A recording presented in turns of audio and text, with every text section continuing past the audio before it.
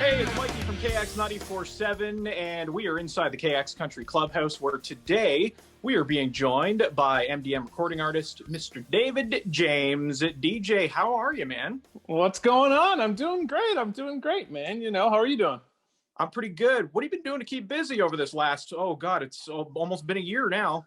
Crazy, man. We just keep talking. It just keeps happening. Like other artists, just been doing a lot of songwriting and trying to come up with unique ways to connect with fans and stuff. And for me, it's a blessing in disguise. It's been really nice to be home a little bit. It's obviously been a lot, but just getting to spend a little bit of time with my mom and stuff has been pretty special. So, just been doing a lot of songwriting and watching this song baby of ours rise up the charts slowly but surely. It's been fun, man. Before we get into your music, I got to ask you your early season thoughts on your Jets. It's so hard to say. I think the Winnipeg Jets are big advantage, I think, is our home ice advantage. So, Winnipeg, the crowd goes nuts because there's nothing else to cheer about when you're from Winnipeg. You can't get happy about the weather or any of the cool things that are happening because it just doesn't happen. So, not having fans in the building, it's probably going to hurt the Jets a little bit. I'm really worried about the Maple Leafs, to be honest. Being in the same division is going to be a little challenging.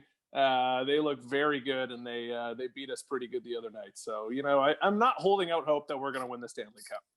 Well, I'm not going to puff my chest or anything as a Leafs fan, but it was a dominant game on Monday night against the Jets. But you guys were without Line A, so I'm not going to puff my chest out just yet.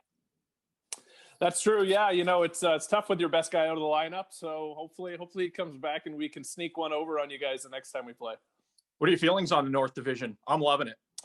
You know what? It's so much fun. I think there's just a lot of energy and excitement about, just all these Canadian teams playing a bunch. I'm really excited to see the rivalries that are developing and that are going to continue. The Jets, I know for sure, have some bad blood with the Flames over the playoffs last year. Tkachuk with a dirty hit on Scheifele. And so already first game of the year this year was a lot of fighting and scratching and clawing. And I think that's going to continue. So I think it's going to be good for the game for Canada to have kind of a Canadian division. And honestly, I kind of wish that it happened all the time. I kind of wish we had a Canadian division. I think that would be kind of fun. It's like playoff hockey every single night. Yeah, exactly. And you're not playing teams like Arizona or something, Yeah. It's always a team that you have a strong opinion about. Nobody cares when they play the Coyotes, but when you play another Canadian team, you've got a strong opinion about the team. Absolutely. Look, man, I can talk hockey with you all day, but let's get down to some business. Your latest single with Genevieve Fisher, Then There's You, which was originally a cut that you had on your EP, If I Were You. Yeah. And it really showcases your growth as an artist and really take us through that creative process from the original cut on the EP to then adding Genevieve on this new single. Yeah, well, I mean, like you said, this song was never intended as a duet, and I've never sang on a duet. I've never been part of one before. So it was a really interesting process. And I just remember being in the studio while we were cutting it for the record, and my producer and I, we kept tweaking and we kept changing things up. And I don't want to say we weren't ever satisfied with it or we didn't think it sounded great, but we always felt like it could get to this, next gear that it just wasn't quite hitting, but we thought it was great. And so we released it. And then my manager had this idea. He's like, hey, why not get a female voice on this? And I don't want to say I was hesitant at first, but I was just like, okay, it wasn't written as a duet though. But then we kind of, threw some name around, and Genevieve's was one that came up. I've been a fan of her voice for a long time. And I think she's one of kind of the sleepers in terms of Canadian country, in terms of, talent. And she's just such a sweetheart. And I'll never forget, I was driving in my truck and my producer called me. He said, pull over.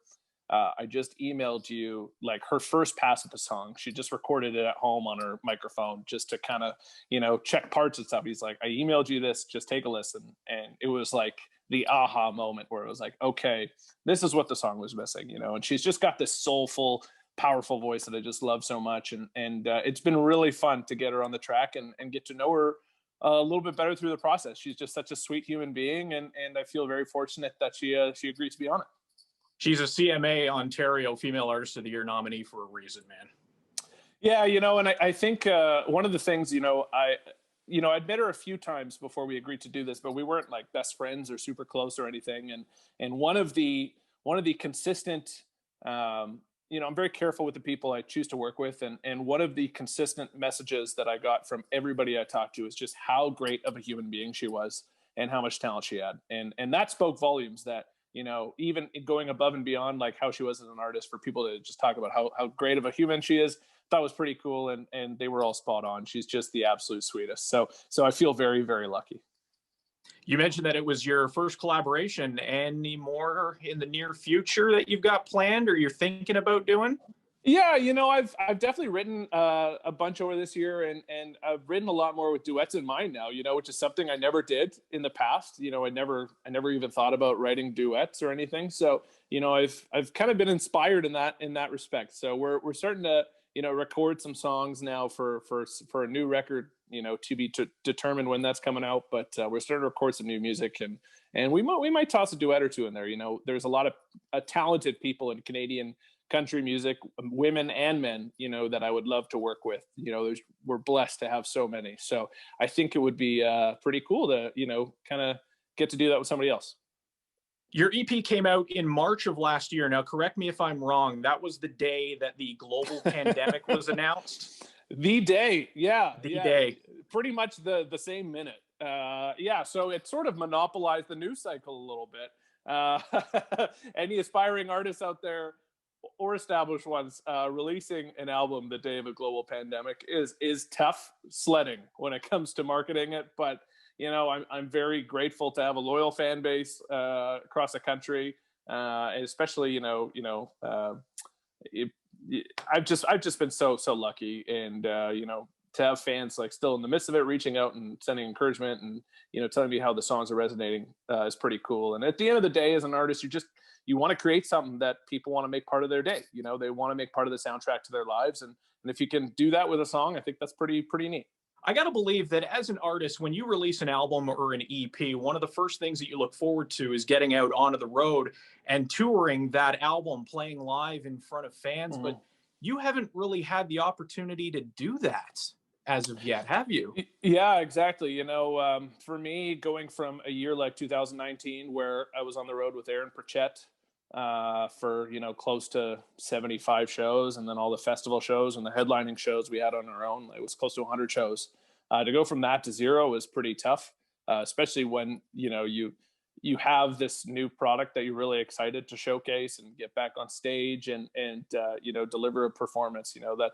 That's really the dream as an artist, is getting to do that every night. So yeah, that's been challenging, but I think a lot of artists were looking to other creative ways to release our music or get in touch with the fans. And for me, we recorded a live show in Winnipeg at a warehouse, at the end of last year, when restrictions were a little loosened, and that was kind of nice.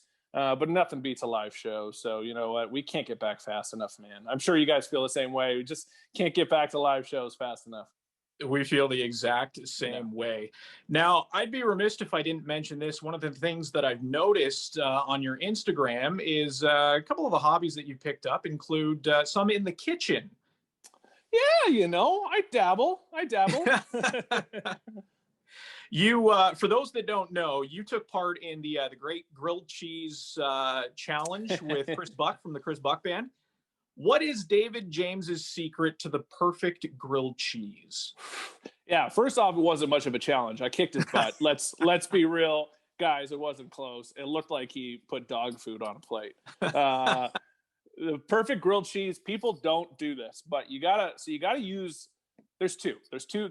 Well, there's three. All right, because you're looking for texture, you're looking for color, and you're looking for flavor in a grilled cheese. So the texture, you want a nice crispy bread, and you want the gooey center, and the color's got to be golden brown. The flavor's got to be right. So to get the flavor right, you got to do garlic butter. So you don't just butter the outside of the bread. You got to do garlic butter. And the secret to getting the perfect crispy bread and a gooey cheese is you just cook them the one way on the pan. So you got like your two slices of bread, and you're just cooking them on the frying pan with the cheese on top. And then instead of flipping them over and putting it together, you just take the pan and you broil it for like a minute, because that melts the cheese. and you got the golden brown toast, and then it's just perfect. Trust me. You guys gotta go check out the video if you haven't seen it already on my Instagram. I think you can attest. I make a mean grilled cheese, and you know what? If you want to battle me, we can do it. We can do it anytime. You can bring the smoke. Bring the smoke. I'll bring the smoke, but you got to send me the recipe for your grilled cheese so that we can do it that way. That sounds good. Yeah, I love that. And where can people find you on social media? Yeah, David James Music's my handle for everything, and yeah, like I said, we got a bunch of fun music and some other stuff planned for socials coming up. So make sure to check it out. David James, his latest single alongside Genevieve Fisher, Then There's You. You can listen to it on KX now.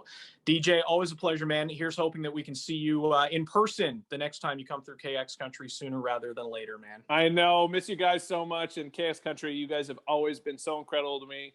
All the support. I love you guys so much. Appreciate you. And I can't wait for us to do a show together really, really soon.